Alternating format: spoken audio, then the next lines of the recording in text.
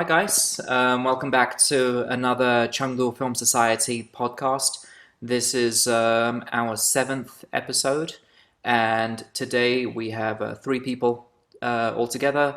Myself, Aman, Hi guys. all right, and special guest Matt. What's up? Cool. Thank you for joining us, Matt. We're always happy to have new guests on the podcast.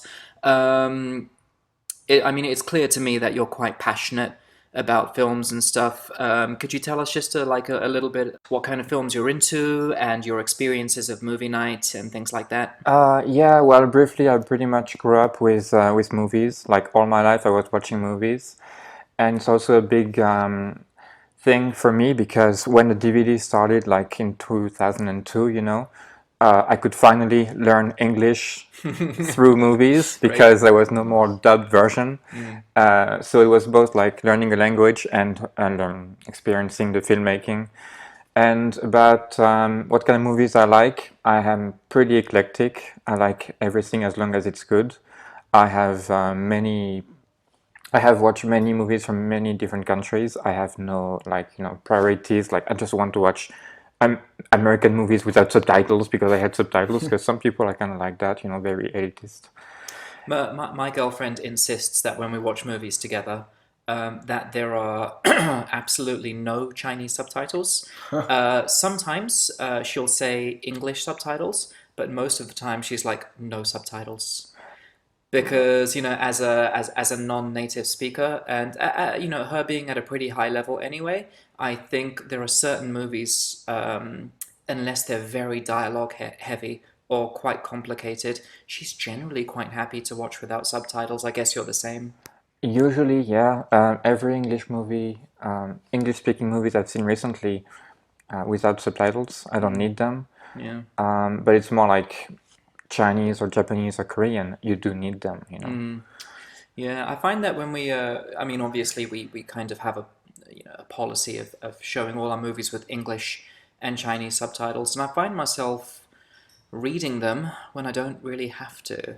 It's just kind of my eyes are kind of just Well, your drawn eyes to are them. just, drawn to it. Yeah, But yeah. I mean, I'm just talking about the fact that there are some kind of people who don't want to learn anything about foreign movies because they don't like to read on screen. And this Yes. is absolutely not my case because I grew up with Kurosawa, I grew up with Park Chan-wook, and of course Tarantino, George Lucas, That's Spielberg and great. stuff. That's great. Yeah. The one cinema I know the least is probably the French one. Anyway, it's the most pedantic and the most boring. So Oh, well, to you, to you, me, yeah, I Um, need my scarf. uh, sure. And maybe we can just ask you a little bit about your experience of movie night. How did you find out about it? When did you start coming?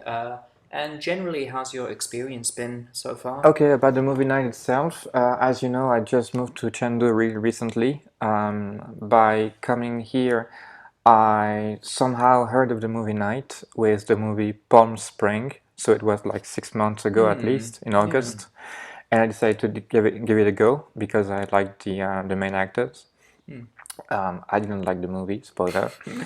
But this is how I met you guys, and then later I realized that it was a weekly thing, and I tried as many times as I could to come back. But by that time I was back in the Chinchin Mountains, so I couldn't go for 6 weeks. And now that I'm finally living in Chengdu for real, I try to go as often as possible. But to be honest as well, many movies that you've shown, they are like Oscar bait and very poetically inclined, and I try to get away from this stuff. Sure, fair enough. Yeah, yeah. I think the Oscar movies they've definitely brought in quite big crowds, but I certainly understand those who kind of just avoided all of those. Maybe they didn't have an interest in it, or maybe it's just maybe It's they don't just that, take them too seriously. yeah, it's like when the movie is political from the start, even if the message isn't, like Nomadlands, or Promising Young Woman, just by the start, but just by the title of the movie, it's going to be like, oh, that kind of movie. I So see. I try to avoid them. But for instance, The Father, Nobody, and Another Round, which is not even American, I try to see these ones because they have something to say usually, Great. or it's just entertainment. You Yeah. also come for the entertainment, pure fun. Yeah. Well, thank you very much for joining us today and for being a fairly uh, regular guest here at Movie Night. Yeah, always it's always nice when we get guests coming back. So hopefully you've enjoyed the experiences and enjoyed some of the movies that we've shown over the last few months. Yep. Yeah. All right, guys. So today we're going to talk about four movies. For smoothies, please. Yeah. Sorry, my English isn't very good. Alright. Yeah. Going to talk about four movies, and the first one that we're going to talk about, perhaps the one that we anticipate we're going to have the most to say about, is The Father. Let's begin with Aman. General thoughts, opinions, feelings on this masterpiece of a film. Yeah, I loved it. I think it's a great movie, and I think a lot of attention goes towards Sir Anthony Hopkins' Oscar-winning performance, as it should. Probably his best performance, really, for quite a long time when you think about it, especially in film, excluding like his work on Westworld, which was pretty good too. I think it just works very well, like on a technical level as well.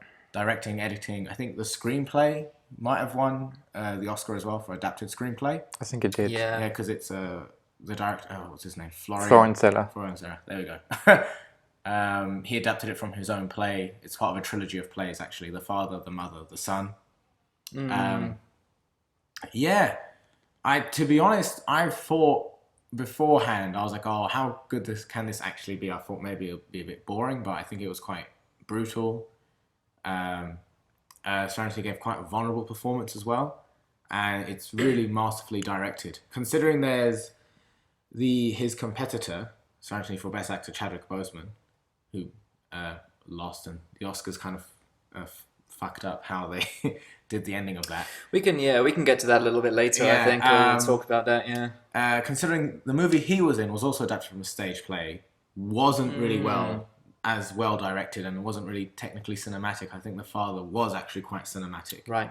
and used a lot of great cinematic language. So yeah, I think just off the bat, as we talk more, I think a lot more will come flooding back to me. But I thought it was great, and it would be one that I don't know if I could watch again. I watched it twice. Yeah. I watched it twice. Yeah. Yeah, but I think I would, just to maybe try and catch a bit more things, try and notice more details. But, yeah, really good. And Olivia Colman as well as his daughter, but she's a fantastic actress. She is. She's really good as well. I think when we were deciding about movies to show, we had a very long list, as we always have, quite a long list, and then we eventually narrow it down to the ones which we kind of prioritize, want to show, ones with availability as well. And The Father is one of those ones. It's kind of like, oh, what's this? Oh yeah, it slipped under the radar, and then it somehow came up onto our list, and I'm really, really glad that it did, because it's one of those movies, and it doesn't happen very often, but after the movie's done, you kind of just sit there trying to take in everything that you've watched. Basically, Anthony Hopkins showing why he is easily one of the best actors, still going strong at, around 80 years old or so. Yeah, 83. He's the oldest Best Actor winner. Yeah, 83. Like you said, like a very vulnerable performance, just so believable. And then the subject matter of is it dementia or is it Alzheimer's? Alzheimer's? I'll be honest, I'm pretty ignorant about the. I'm still not entirely sure. I would go for dementia because it doesn't forget people, you forget what happens. I see. I see. But I'm not an expert. At times, you just you feel it pulls at your heartstrings. It makes you just so sad, a little bit angry at times as well. And I think that the final scene where he's kind of backtracks almost into childhood, if you will. Primal stage. It is heartbreaking. Easily one of the best films I've seen in the last year or so. But yeah, not to take away from Olivia Colman or any of the other supporting actors or actresses who all made it, an excellent film and a very, very small cast, actually. It's just a handful of people. If you think about the simplicity of it, it's just in a house or in a flat, just very, very dialogue heavy. Yeah, it's about 6 actors, I think, is the main It's cast. nothing, right? Yeah. Yeah, nothing. Um, Matt, you've seen this movie. What are your thoughts on it? Yeah, so I haven't seen it with you guys on the movie night. That's fine. I just find it on my own to catch up because I was interested, just like you, for the performance. Even before the Oscar nominations, I was like, "Oh, Anthony Hopkins, I'm in," you know.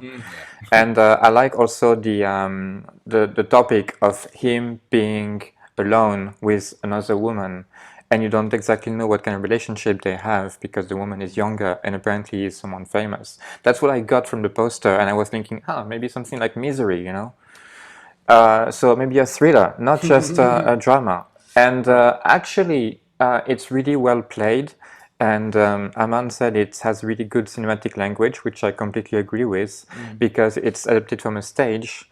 And in a movie, you don't have a stage, but to show that he's gradually losing his mind, they just move some pieces of furniture here and there Yes. all along the movie, but the set remains the same. Yeah. So it kind of drives you kind of crazy and gets under your skin at the same time as the character. And I really like that, economy of means, but really good creativity.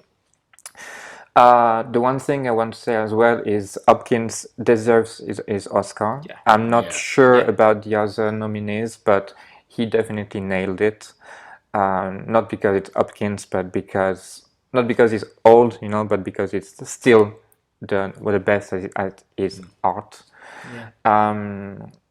It was a mesmerizing performance, kind of like Silence of the Lambs. And I do mention this one because it's the most obvious of his career, but at the same time, it's because he can be deceivably charming and extremely scary at the same time. And at one point, especially at the beginning of the story, you don't know who he is, who the characters he interact with are, and they might be like he's actually being conned by these people. So, but there is also the watch, like he's always looking for his watch. So he accuses the nurse to stealing his watch, and I'm like, oh, there's like a mind game somewhere, and he's really good at it. Yes. Speaking of mind game, just a bit of trivia because you told us that the play was organized by a French guy. In the play, the actor was Frank Langella. Oh. And here it's Anthony Hopkins. And they're both known for playing Nixon on TV. So they're both really good at being charismatic, but deceiving people. That's some very cool trivia So there. they didn't have the play in French first? Yeah, the play was probably French, and then they had a the good big American success, and adaptation. they moved to the Yeah, US. that's interesting. I That's cool. think the movie was also adapted as Le Père, the father, in French, but I checked the ratings and they're pretty low. So I do not know anything about the movie, the French one. I see. What I want to say is I really appreciate the cast. Rufus Sewell, I think his name is. He was in Dark City, so kind of like a cult actor from the 90s. Okay.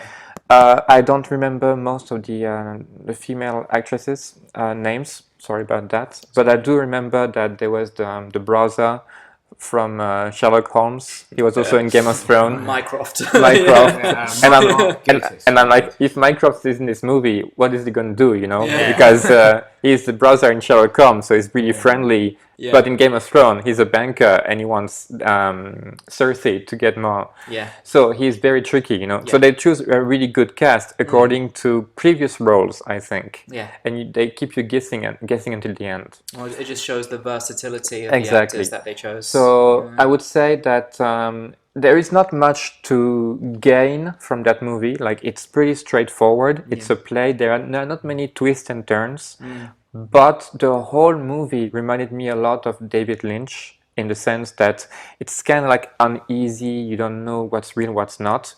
Why? Because the same characters are shown according to Hopkins' portrayal, and they change face. So because you don't doesn't remember them, they are portrayed by other actors, and you're like, who is this people? Who are these people? You know, Yeah. are they new? Are they tricking him? Is it Yeah. in his head? Very, very Lynchian. Yeah. Yeah. And I'm not sure if you've seen a movie called La Môme, the biography of Edith Piaf, the really famous French singer in the 20s. I've not seen that movie. Okay, there is a really famous scene, bit spoiler, where actually she talks to her husband for like 10 minutes, and it's a normal conversation, and she goes to another room and she comes back and the husband is gone, and she's asking for him everywhere and she can't find him. And then one of the assistant comes because she's a famous singer, and the assistant says, your husband has been dead for 10 years.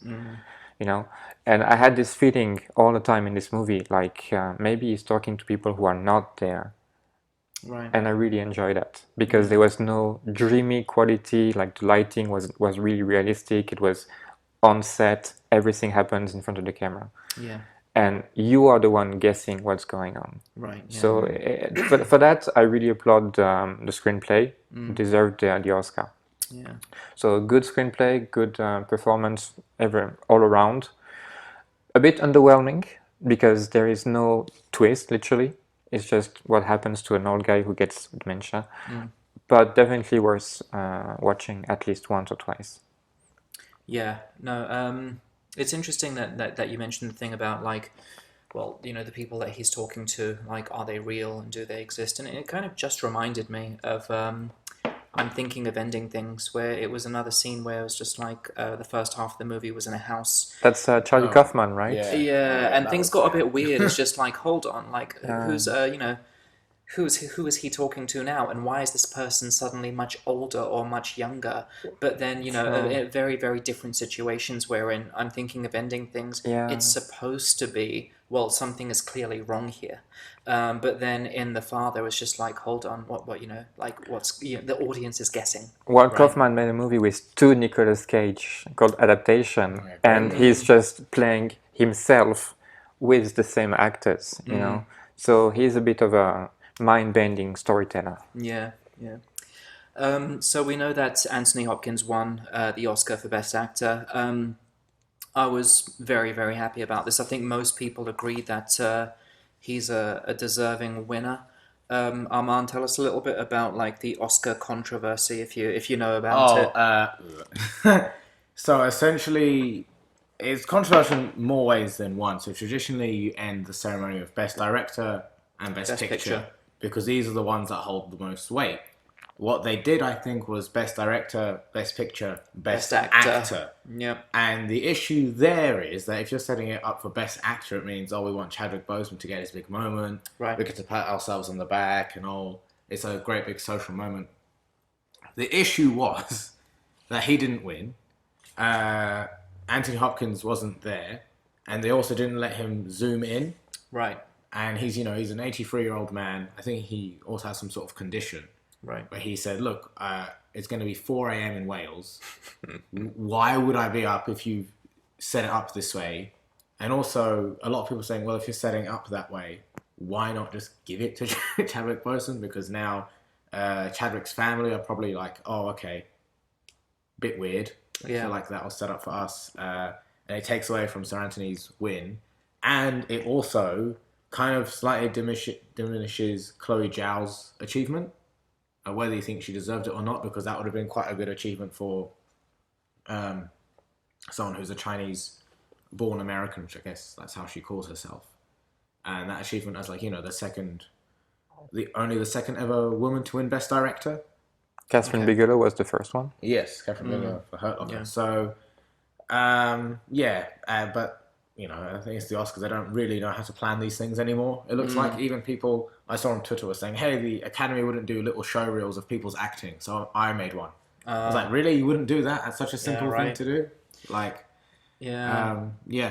just to go back to like some of the technical stuff with The Father, there's a slight spoiler. There's one scene in particular, like a dinner scene, where it comes back to the Comes full circle, doesn't it? full circle, Yeah. and Yeah. that to me was, I think, out of all the Oscar movies, I call like a perfect scene. Yeah. And when I say that, I mean I felt like, oh, it's terms of acting, writing, directing, editing. Yes. Oh wow, it's not just an acting showpiece, because actually it's fair, because a lot of Oscar bait movies, really they're Oscar bait because it's there for the actor. Yeah. And film isn't really the actor's medium, it's the who's behind the camera. That's their medium. But that moment was like, oh wow, this is such a fantastic scene. Yeah. And it's great that it's adapted from a play, because a lot of Oscar movies, again, if they're adapted from a play, it's like, oh well, we can rely on like the script and the lines being good and the actors being good, and we'll just put a camera there and not really do much with it. And here it felt like they were really being clever and keeping the audience on their toes, Yeah. and not actually letting us into the comfort of knowing what's the actual situation. That's why I like the camera work in the movie. There are so many open doors, and you follow a character through the door so many times, and every open door is a new story for him with other characters, or the same characters but play with different actors, you know. Yeah. So the movie reinvent itself, and this scene in particular was brilliant because you don't know exactly what really happened, even then. Yeah. Yeah. Like everything happened in his mind, Yeah. or a part of it was real and was not. Yeah. You don't know. You just appreciate it. Hence my reference to David Lynch. You know, Yeah. like really sneaky. I think another thing when it comes to when we're talking about the topic of not really knowing everything is the his relationship with his two daughters. I mean, obviously, we can put two and two together and figure out that that he used to have another daughter who died. I don't know, in some kind of accident. There is a nightmare sequence. He has like some sort of. It's the only thing close to like where the Right. lighting and Yeah, everything changes. yeah. where you She's in the see- hospital, Yeah. right? Yeah. So And it's quite heartbreaking actually, because again it's quite subtle. But when he's talking to Olivia Colman's character about, and you can see his face lights up when he's talking about his other daughter, and it must be very painful Yeah. for Olivia Colman's character, basically knowing that she's not the favorite daughter. But her face was telling even more, actually, Yes. because she could not respond to him, otherwise they would create a conversation that would ruin the rest of the movie. Right. So everything has to go through her face, Right. Yeah. and that's definitely Oscar worthy as well. Yes. Yeah. Did she win Best Supporting? No, I don't think so. Oh, I'm forgetting now. Who won Best Supporting? Oh, It's the Minari, right? Yes, the Korean actress. Oh, that's right. Oh well. Yeah. Maybe she was Yoo- most Yoo deserving. Young-sung? I can't pronounce her Yeah, name. yeah. Okay. But yeah, I mean, I guess, we have so many positive things to say about this movie.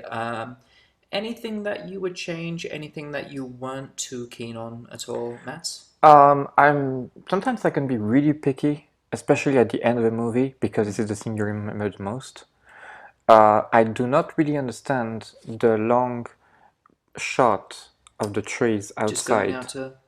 But didn't Anthony Hopkins make some kind of reference to something about trees or leaves or like branches or something? Yeah, it's like when he's a child again, I think it's like I'm Yeah. losing my branches, I'm losing my leaves. Something like that. Yeah. So maybe there's a connection.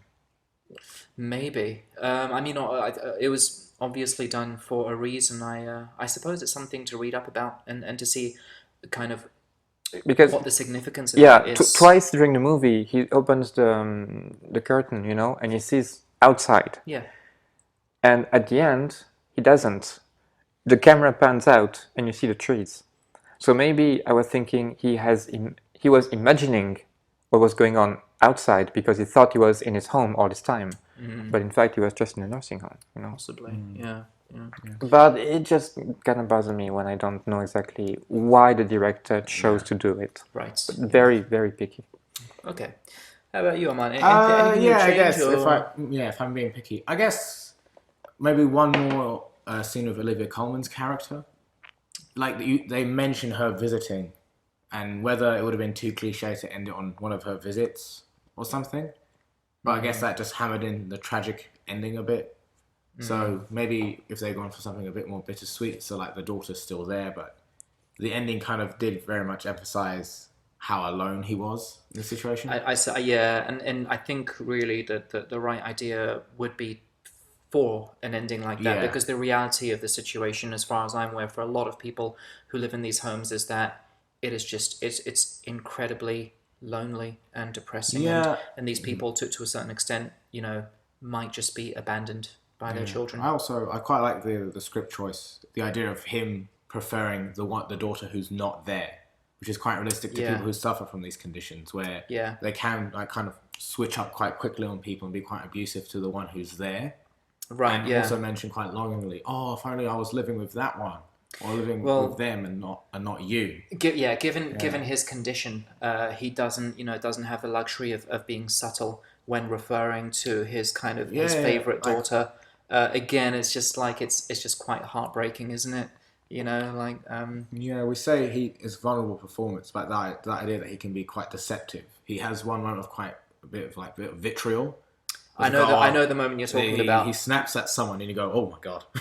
Yeah, And that was Hannibal. That's when he said exactly. Hannibal. Yeah, that was the Anthony Hopkins we used to know about. Yeah. Yeah. Well, there was one moment in the movie that took me by surprise, actually. It's when his daughter was introducing, the new kind of carer or nurse to him. And The blonde one? he was almost like, yes, exactly, yeah. And he was kind of like, he was joking and he was flirting and was very excited. He even did a little dance and stuff like that. Yeah, and the then jig. all of a sudden he's just like, do you think I'm an idiot? Exactly. Yeah. That's And the it's moment just when I'm oh, like, man. yeah.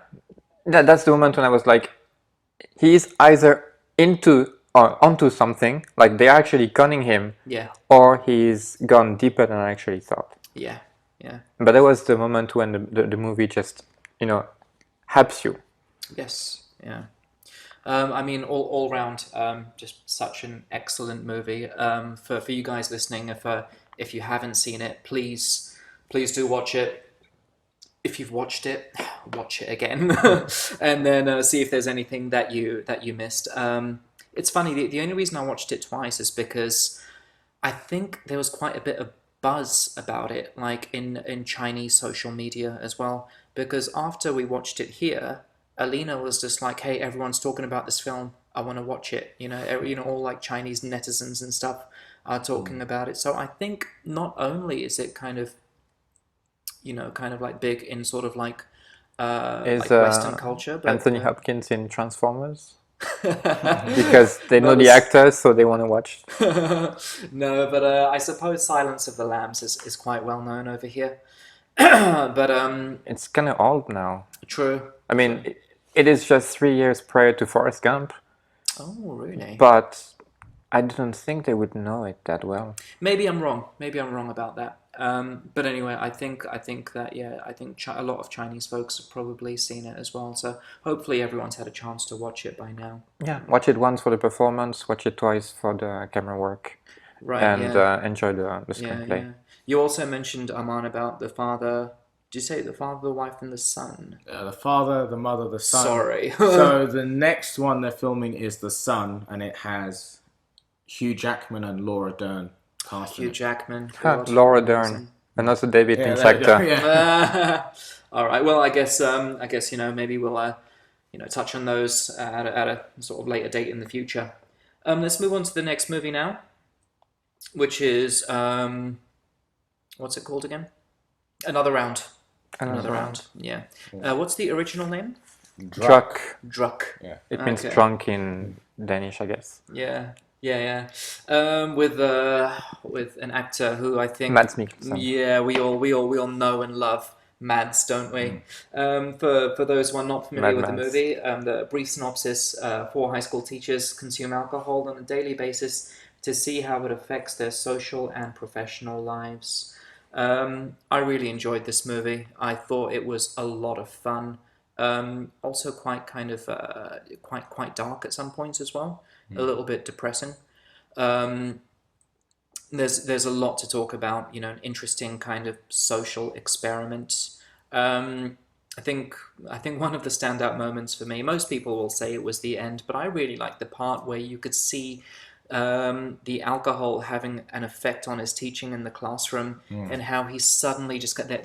There's a spark, Yeah. almost like it's helped him kind of find some passion Again. in his life and in his job.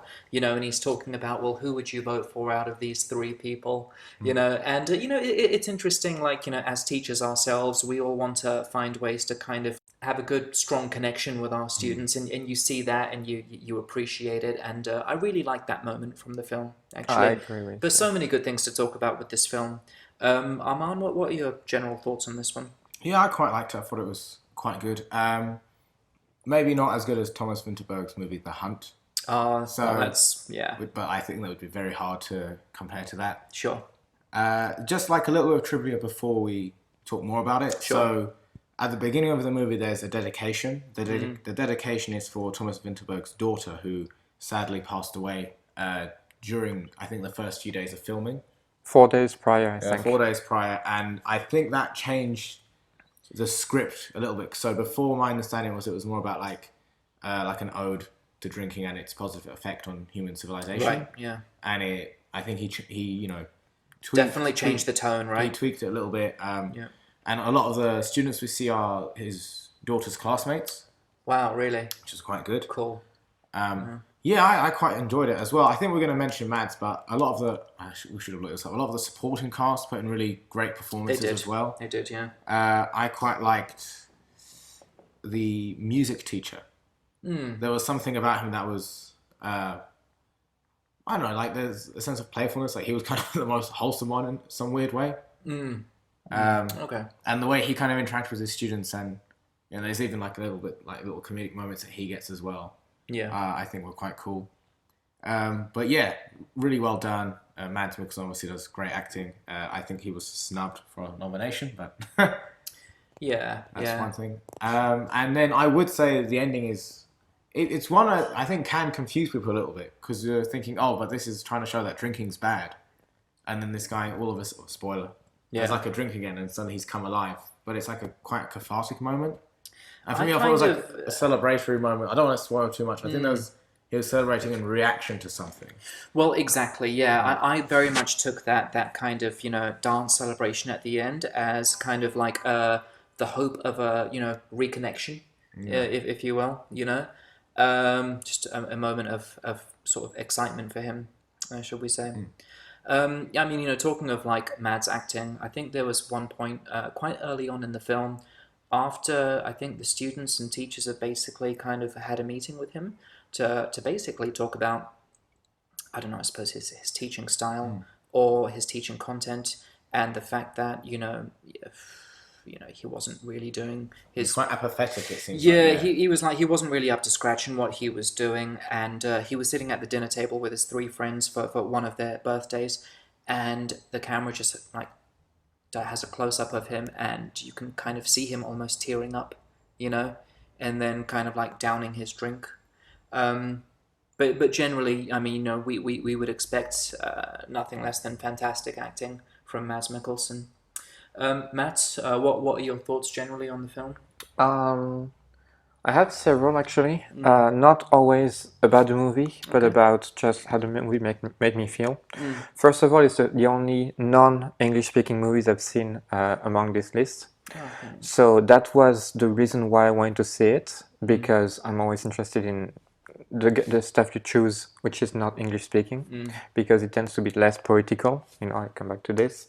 I love Mads Mikkelsen like anyone else. I haven't seen his most famous stuff like Hannibal, but he's a really versatile actor. I have seen his first movies in Danish called something Apple, where he was actually in a convent. You can find on IMDb. I forgot the name. It's a comedy, silly comedy. He was the bad guy in one of the James Bonds, Casino Royale. Casino Royale, yeah. He was a Viking in Valhalla Rising. Oh, That's a really interesting movie. Yeah. And from Valhalla Rising, he became one of the main characters in a video game called Death Stranding by Hideo Kojima. So he's really out there doing many things. And it's really hard to pinpoint his acting. That's why he's such a good actor. Yeah. He has a very recognizable face, but he can play any kind of character. That's really good. So I was interested about this because it's not about alcoholism and the effect that it has on people, positive and negative. So I knew from the start the movie would be going in two halves, like the pros and the cons, the rise and the fall of the main four characters. It's like the drunken night out and then the hangover. It's like Scarface, Yeah. rise to power, and then you lose everything. Yeah. Yeah. But okay, first of all, it's by Thomas Vinterberg, famous Danish director. His most famous movie after The Hunt is The Celebration. Uh, so you can guess what he likes. He likes to talk about people celebrating what's good about their life, but it's not doing it sarcastically. He actually genuinely care. And like Haman said, this movie was dedicated to his daughter, so he has a strong love for life. Um, I do like the four actors. I don't know their names, but they're really good together, really good chemistry. And it kind of remind me of a few British movies where people meet after a few 10 years, they come back to each other and they're going for a night of drinking and something happens, but they're staying friends. Not like The Hangover, but more like The The world's World's end. End. the word Yeah, that's what I exactly. was thinking. The word's end. Perfect example. Yeah. There are others like this, but this one is the perfect example because Yeah. you care about what's going on for the characters. Yeah. Yeah. It's not silly. Um, so what I like is just like you. Most people mention he's dancing at the end. Well, it's like Hugh Jackman. Either you know how to dance or you don't. It's skill, but it's really well photographed. I Yeah. have to say, within the crowd and the ocean in the background, it's pretty nice. My favorite scenes are the ones when he decides to find his spark again and try to be a bit more daring with the students. I like that. I like movies about teachers who inspire people. Obviously, I can mention the one with Robin Williams. Oh, Dead Poets. Dead Yeah, Poet Society, but that would be a cliche to mention it. Yeah. Less known, I would recommend Renaissance Man with Danny DeVito, who is English teacher forced to teach GI, like he's in the army okay. camp, and he has no idea what he's doing, but he managed that's to bond with the kids Yeah. and everything. And I always love this movie, so Renaissance Man, if you want to check it out, not known at all. And yeah, I also like the fact that by drinking a bit of alcohol, every character becomes more and more free to try things and to be more of themselves. Yeah. So I didn't know about the movie, that it would be a scientific experiment. And the funny thing is, it's a Danish-French co-production. So obviously, if you talk about wine, you have to be French, And this scientific experiment is actually made for the movie, so it's not true. Okay, so don't try it at home, kids. Yeah. Yeah. Very, very dangerous. But the crew actually tried just for fun, and we don't know the results because the movie came out around the time of the COVID, so most of the interviews just were had to stop. But it's interesting to know that it's not real. Right. Yeah. Okay. Yeah. Like, don't do drugs, kids. But a bit of alcohol is definitely something that helps people loosen up. It's it's as old as age. I would say though that the characters themselves are really well written. I love the chemistry. The wives, not so much. I think they were mostly nagging. Yeah, I think they're kind of written in to be like, why are you doing this? Yeah, Stop doing like this. don't forget the bread and the fish. Yeah. The cod fish, Yeah. and then they make fun of it. And the character played by Mads Mikkelsen, he has trouble reconnecting with his wife, and there is a point when there is heart-to-heart conversation, and she says, "Well, actually, I've moved on," So she was not sympathetic. He was trying to get his marriage back on tracks, but she was already moving on. At the end, it's kind of bittersweet. But yeah, I don't think the female characters are well written. That's maybe something that I would have appreciated more, Yeah. more connection between the couples. Yeah, they didn't really give the audience much of a chance to feel sympathetic towards any of the female Exactly. characters. Yeah. Talking about things like in a kind of like a wider context. I mean, obviously we're all teachers here. How do you guys feel about the idea of? I mean, like you said, it's not real, right? But in terms of The the zero zero idea, point 0.5 or 1.5 thing that you have to be not drunk but not sober every day, I don't think anyone can achieve that. right? Because it's Okay, like drugs, you know, you always need more or your body doesn't yeah, react the same way. So what, you're making yourself reliant on it. After yeah, all. And I think it seems like a lot of hassle just making sure you're at that level. Exactly. But having a drink once in a while to loosen up, yeah, that's a no-brainer. I think the idea was, what was it? This is going to be a very, very strange link I'm going to make. In the new, what was it, Winter Soldier series, the Marvel one. yeah, There's a moment where they say that, oh, well, when someone gives you power, it just makes you more of yourself. And the idea of alcohol is because it kind of, loosens them, relaxes them. yeah, They feel a bit more powerful, more confident, so it actually allows them to be a bit more of themselves. And I think what's happened with Mads is they mentioned he was like this brilliant researcher. He was like the hot shot in town. So actually, when you see him being drunk, it's not like it's, oh, this is him being drunk. Oh, this is what he was like when he was younger and he had more vitality. right, So yeah, it's kind of allowed him to be a bit more of himself again. But that's the thing. Yeah. Is he drunk Yeah. or is he just in a state in between? That's the whole movie, you know? Yeah. There is no clear ending, even at the end, of what really happens to these characters after that, whether they keep going or not. They definitely think that they're going to stop the experiment because one of them, you know, dies. But the point is not to be drunk. The point is to keep your self-control while while consuming some alcohol. Yeah. Or actually use it when it is meant to be like as a moment of celebration. yeah, Yeah, which is the title of the first movie he made. I come back to the beginning. yeah, right. Yeah, but the thing I wanted to say as well, because I just finished watching Breaking Bad. Oh, nice. I survived 15 years without spoiler. Good job. And I felt a similarity between this and the main character in Breaking Bad. Not because of alcohol, not because of drugs, but people destroying their family life to get something better because they are already bored, because they are already losing themselves in something they don't want. Yeah, So if the characters had been happier from the start, maybe they would have a different reaction to their drunkenness. But because they were feeling hollow and they were missing something from the start, then the alcohol made them felt even more lonely. yeah, yeah. So I think this is interesting to think about. It's not like purely alcohol does this to you. It depends on your personality, it depends on your state of mind and your situation. Yeah, I think so. All right, cool. Let's. Should we move on? Anything else you'd like to say about the film, Arman? Or No, watch it. yeah, exactly. Yeah. Watch it. Decide for yourself. Just one more, okay. because I like to mention unknown movies for the listeners. Okay. If you like this movie, especially about drinking and alcohol, I recommend Leaving Las Vegas with Nicolas Cage, Best Actor.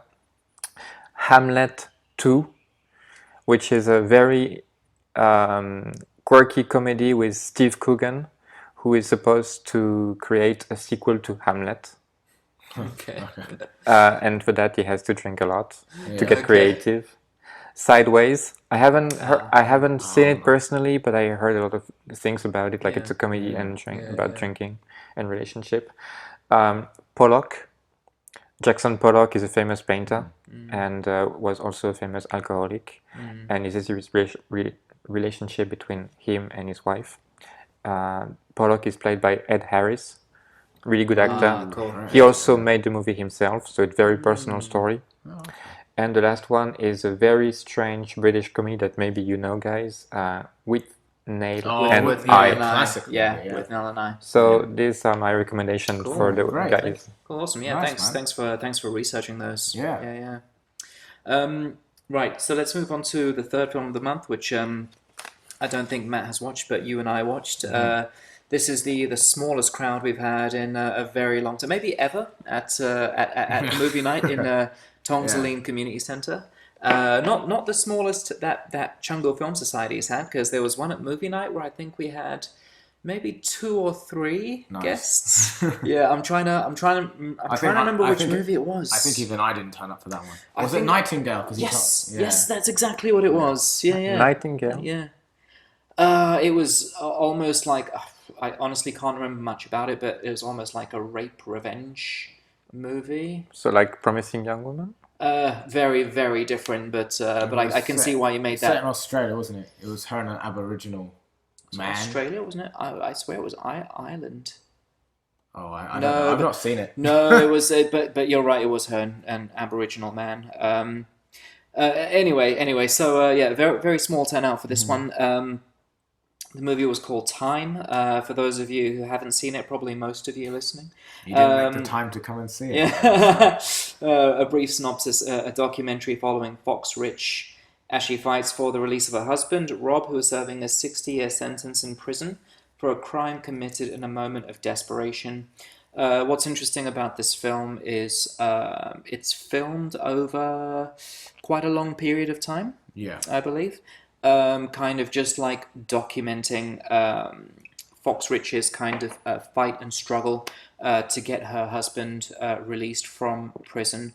They don't go really into much detail about the crime itself or the consequences of that, but it's mostly focused just on basically her struggle and her kind of her undying love for her husband, and that being the main motivation to try and get him free.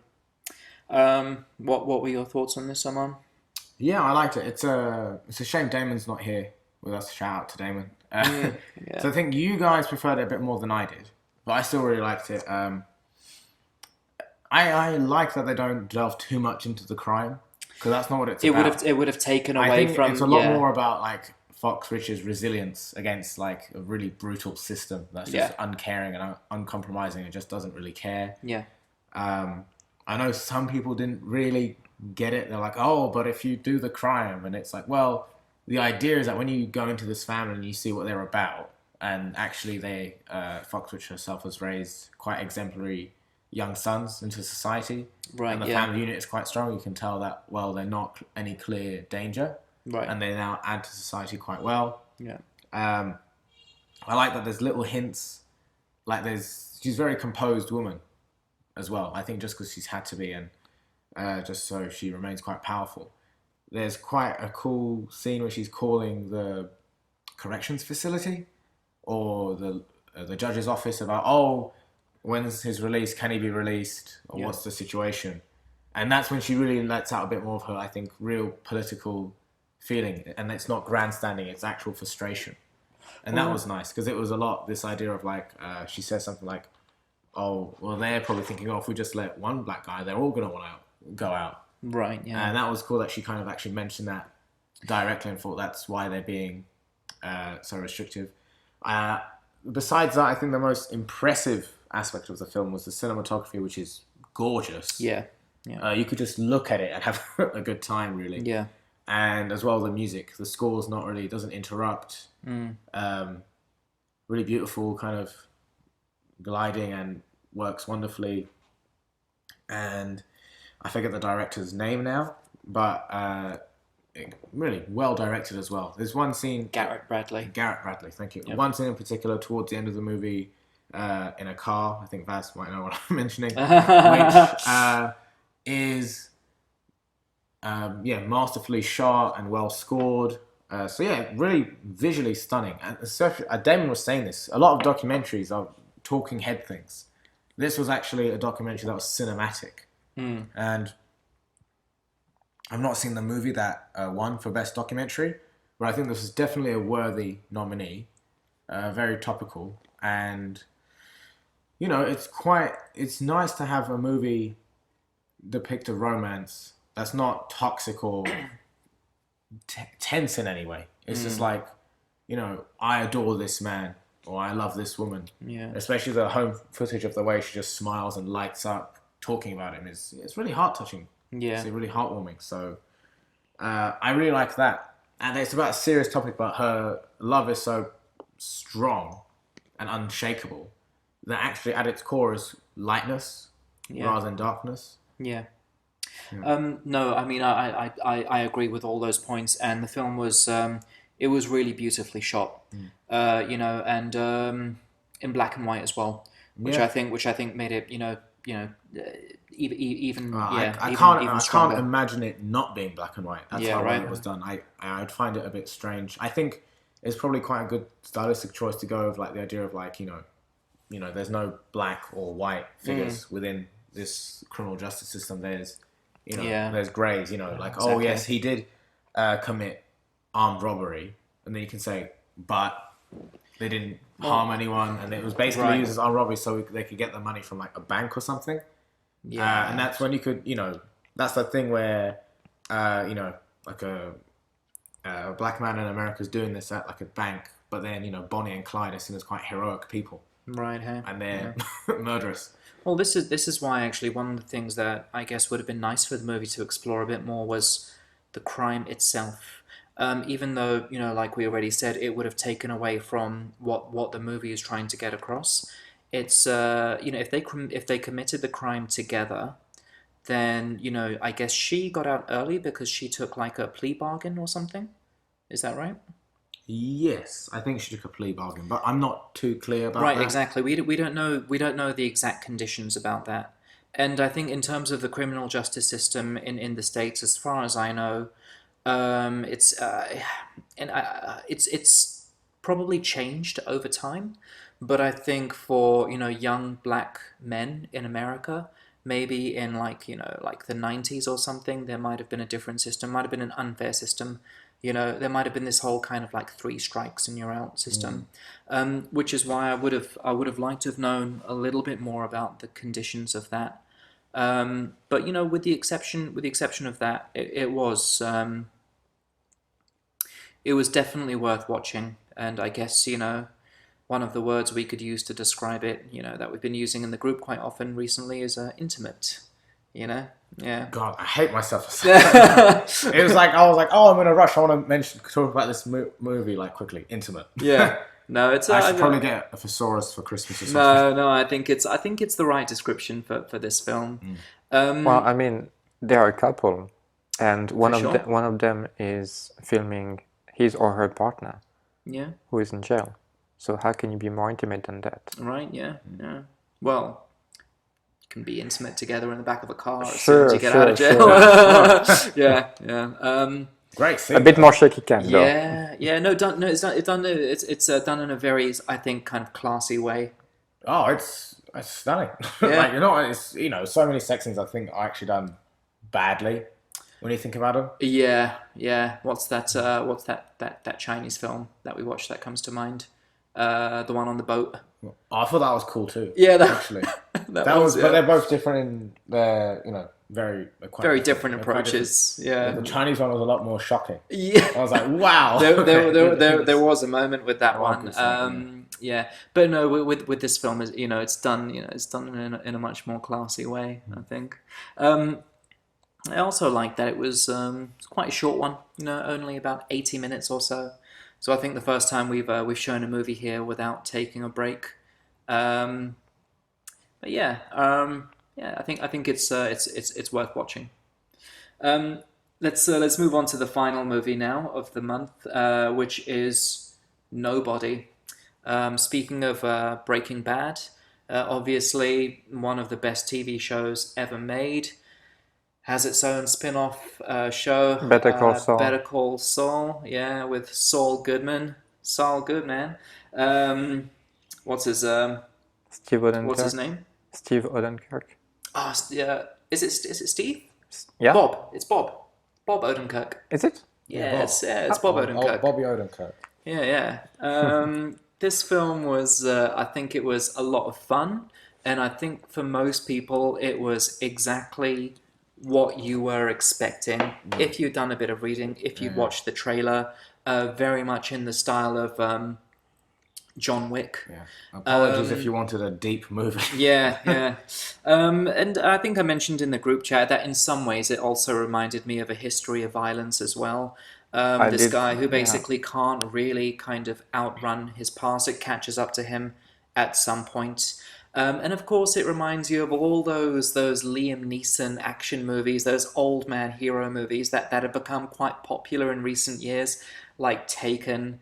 And I watched another Liam Neeson action movie just the other day by chance. It was just on TV. It was set on a plane, actually. Oh, what's that one? It's called Non-Stop. I heard this one is actually all right. It was good fun. You know, the thing is, right, with Liam Neeson, it doesn't matter what he's doing. He's just great to watch. He's done a few of those recently. You know that Unknown was the other one. Yeah, So, yeah, yeah. a few of these movies he made after his wife died. Yes, yes. So he was just going straight for dumb, fun work. Yeah. Yeah. And I think this is why he gets angry old white dude kicking ass Yeah, yeah. because he wanted to just blow his mind away. Well, I remember reading in the news when his wife died. I believe it was a skiing accident. I'm not sure about I that. could be wrong. I could be wrong about that. It could be something else. Yeah. But yeah, it kind of feels like shortly after that. Like Taken, he did it on his own, and then the success of Taken made the sequels. Yeah. But the Taken wannabe, I would call them, they're definitely because he had to just, take some air. Right, I see. So when I hear about these movies, I know they're just dumb fun, but the reason why he's making them always makes me sad. Yeah. Yeah. As amazing as Liam Neeson is, I think Bob Odenkirk also did a very, very good job. For people who aren't familiar with it, it's basically, Hutch Mansell fails to defend himself or his family when two thieves break into his suburban home one night. The aftermath of that, basically, things get a bit crazy, and he goes a bit Liam Neeson, should we say, a bit John Wick. Arman, what were your thoughts on this? Oh yeah, it's a fun movie. Yeah. I didn't really get it as it was like super deep or anything. It was fun, had a good time. Did what it said on the tin. But why wasn't it deep? No, I'm kidding. I don't know. I don't know if I should say it. To be honest, I think on the night my experience wasn't as great as it would have been because I had to do a lot of like, hey, don't use your phone. Hey, don't use your phone. Hey, don't use your phone. Pre-warning out there to everyone who uses their phone: stop doing it, or we'll start shining a laser pointer at you. Yeah. But otherwise, yeah, I thought it was pretty cool. Like some good action set pieces. And it's nice seeing Bob Odenkirk in a role like that. Yeah. I think he was like. It's funny because I think John Wick is better, but I think Bob Odenkirk is a better actor. Yeah, I think so. And I think that works. I think the synopsis is quite interesting because it's not that he like fails to; it's like he chooses not to. Right. Yeah. That's the thing. It's like he has to act. He's been doing so much like acting against muscle memory for such a long time. Yeah. And he's just like, no, I can't get back into this because And that's what happens when he gets back into it. He goes nuts. Yeah. It's not just like, oh, I'm going to just smack you up a little bit. Yeah. It's like, he has the thing about, oh, I've overcorrected. Yeah. That's pretty cool. And I liked, I forget who plays his friend. So his dad is Christopher Lloyd. That was pretty cool. Of course, Christopher Lloyd. Yeah, his dad. That was amazing. Who plays his friend? It's not Ving Rhames, is it? I forgot, actually. The black guy? The black guy. I don't know. I don't know. That was pretty cool. So I like that. Yeah. Actually, that's what I've wanted more in the movie, is actually more of those three interacting. Because we Oh, get yeah, that, we we got get it at that a the little end. bit, but Yeah, like yeah. I don't know, I think there's like hints at like a sequel or something. Well, I just thought, for me, like the scene of him on the bus was just a lot of fun. Basically, just like just kicking like 5 or 6 guys' asses. I guess, and the second home invasion scene.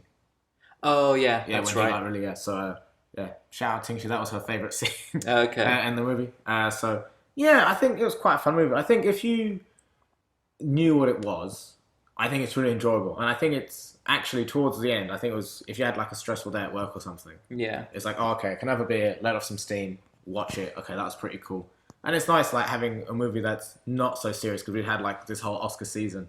Yeah. And it was like, after a while, like when you're promoting a movie, it's just like Oscar nomination. Like, oh, fuck, I hate writing this word. Well, I mean, the original idea was for the last movie of the month before we took the break to be the rescreening of the Oscar winner, but we kind of leaned away from that because Yeah. I think the audience was getting Oscar movie fatigue, weren't I they? think we're getting You burnt know, out too. Yeah. so I think it was the right idea to move on to something else and something very different, which would, I guess, never really be nominated Yeah. for an Oscar. No. Well, I mean, like, unless you're talking about very specific categories. Matt, you saw this movie here with us, yeah? Yeah, this Yeah. is actually the only one I had a chance to see Cool. in the Yeah. group. Yeah. For this one, I'm going to definitely disagree with you, guys, but I have my own reasons. Sure. Yes, if you just want to have a fun time with some mindless action, it's all right. It's definitely good.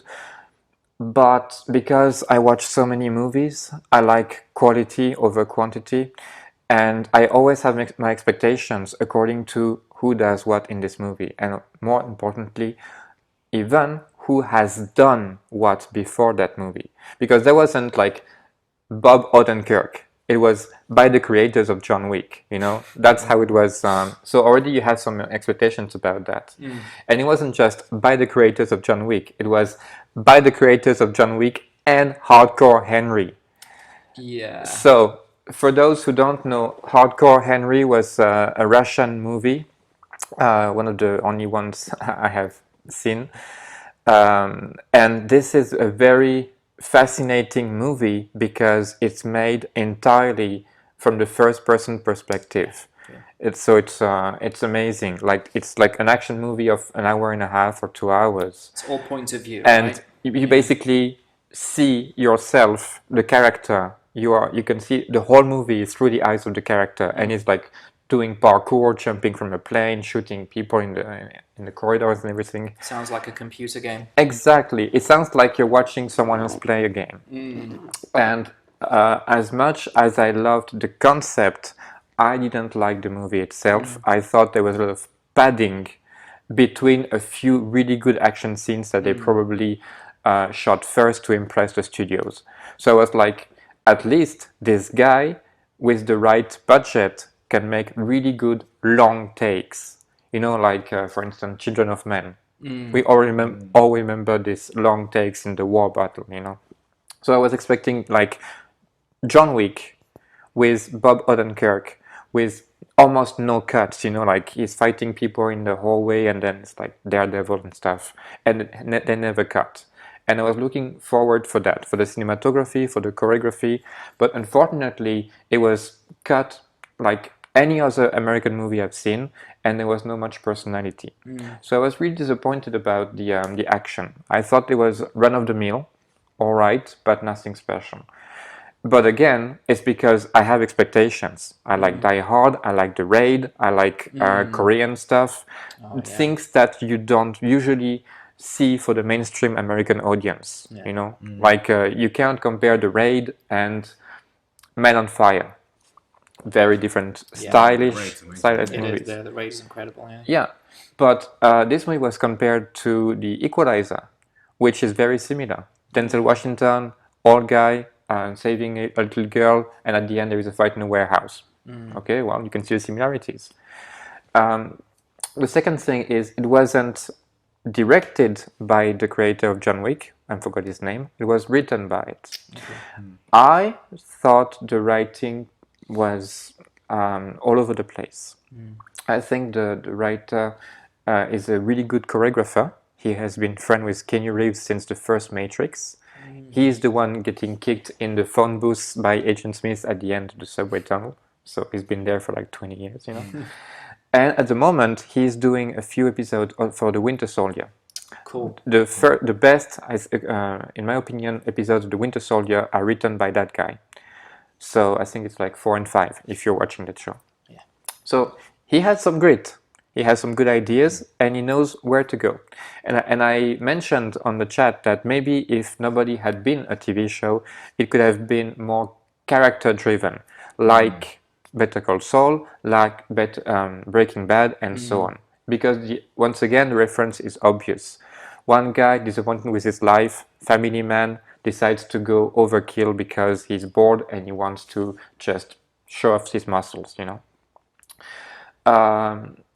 But the difference between the Liam Neeson movies and this one is the main character.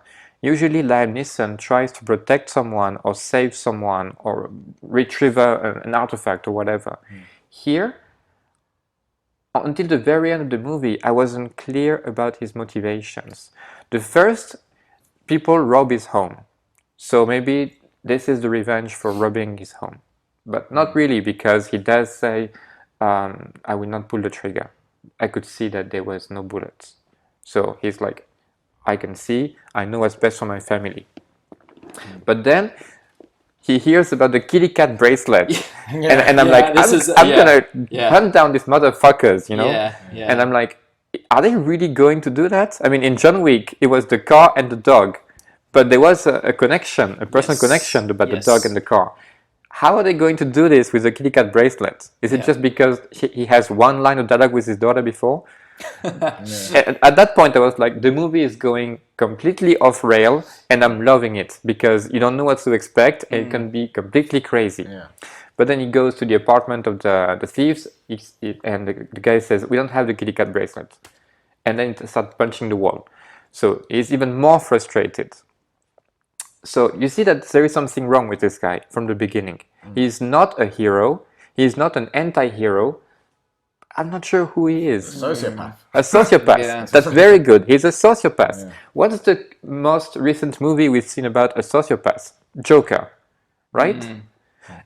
When I saw the scene in the bus, when he was like, "Oh, I'm gonna kick these people's ass because they want to rape this poor woman," yeah, very I'm like, the director has seen Joker and is going to write his own because that was Joker. That's Yeah. all.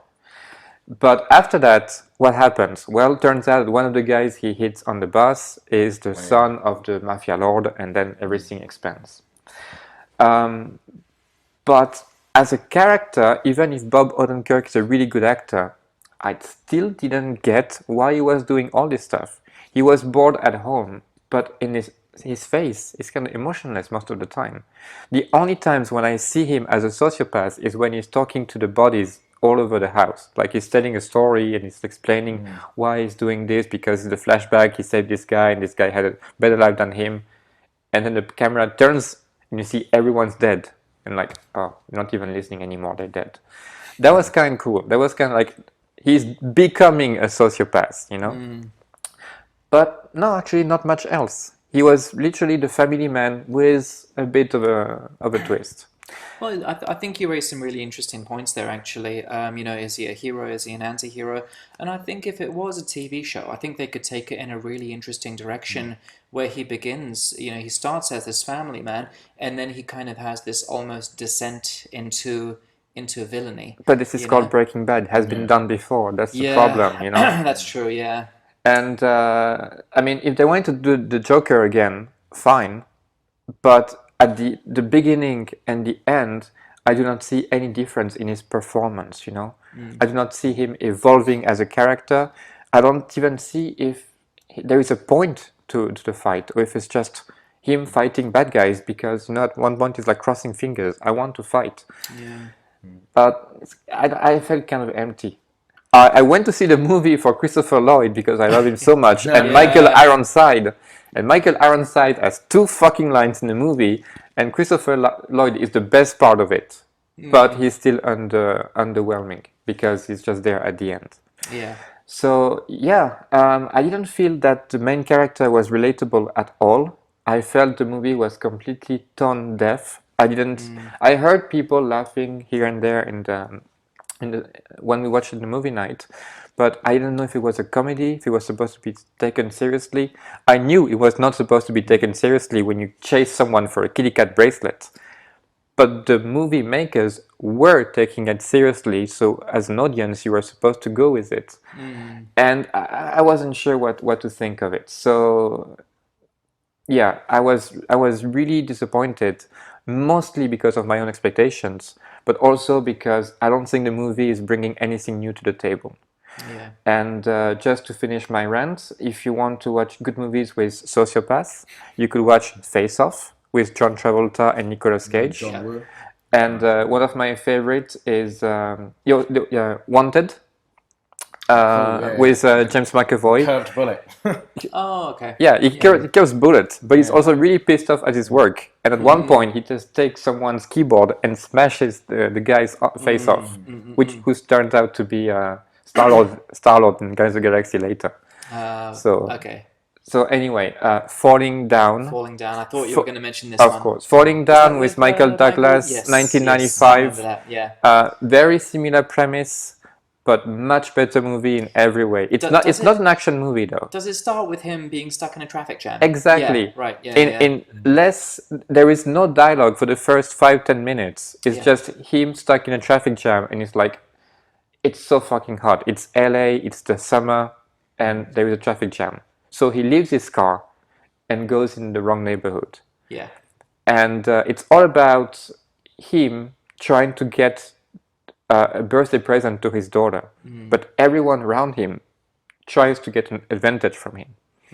And that's Joel Schumacher, who is also director of Batman Forever and Batman and Robin. So that guy unfortunately doesn't have the best reputation, but he's made some really good movies, including this one. Cool. So Falling Down is not for the people who like Nobody. It's not an action movie. It's more like a depressing thriller, but it's much more realistic and character driven. And I would rather watch this one again than Nobody. Cool. Or just go for John Wick. Yeah. Because John Wick 1, 2, 3 are really good. And the funny thing is, I mentioned The Raid before. Well, the actors from The Raid are in John Wick. There is a whole fight with them. Ah. Okay. Well, the actor in the lead actor in The Raid is Indonesian. Iko Uwais is Indonesian. Yes. Okay. Right. He's not the one that they used. But there are, I think, 1 or 2 other actors from The Raid that they used in John Wick 2 or John Wick 3. I see. So you could definitely tell that the creator of John Wick, not being American himself, has seen The Raid. Yes. And is really impressed by their performance and wanting them for his movie.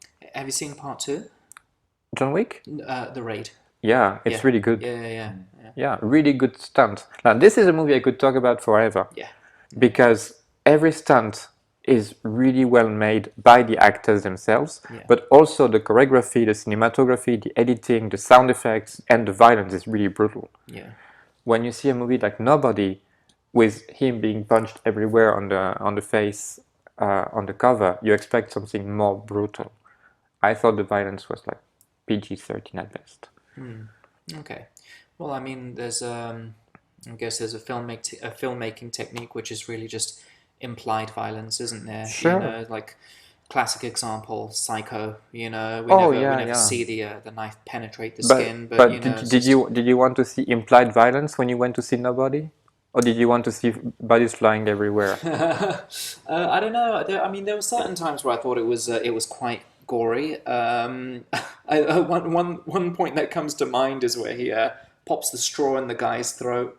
Yeah. But that was actually to save his life. To help him, yeah, exactly. Yeah. But a bit graphic. I don't know. I think with overly violent films like this, we are aware that they're not real. So I guess in some ways I don't mind if it's kind of implied violence. Sure. For me, it's not about the violence itself. It's about the craft.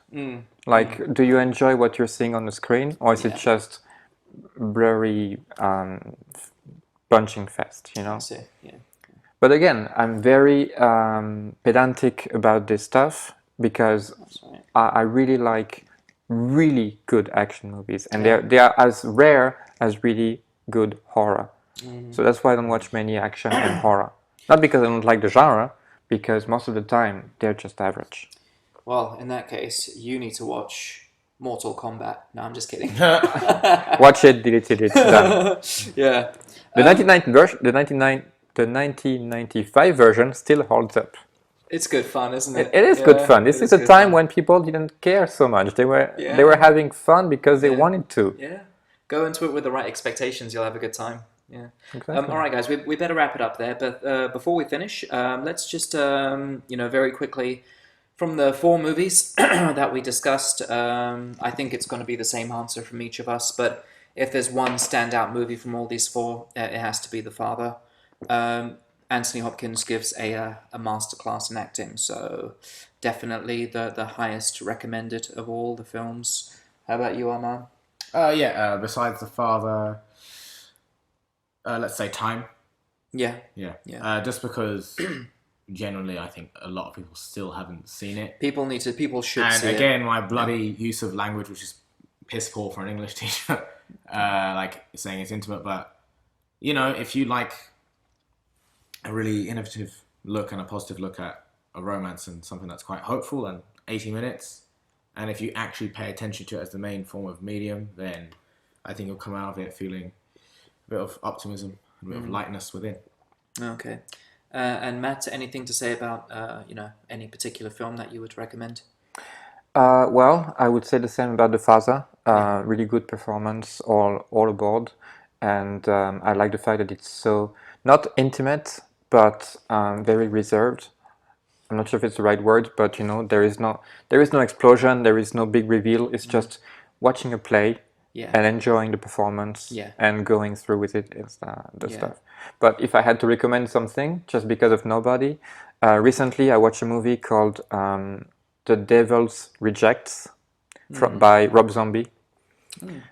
This is a perfect example of a movie that takes despicable, hateful characters who do disgusting things. So it's not for the faint of heart.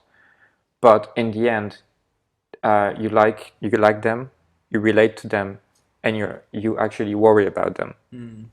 And I think people who agree with me about Nobody, if there is anyone else, should check that movie out. Cool. The Devil's Reject, 2006, by Rob Zombie. Cool. All right. Well, thank you. Thanks, guys. This was good.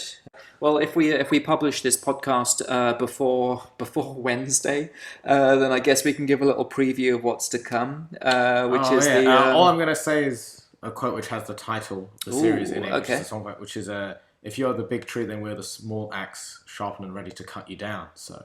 All right. There's there's your your clue, hint. folks. Yeah. There's your clue. If you hear this before Wednesday. All right. Thanks, guys. Cheers.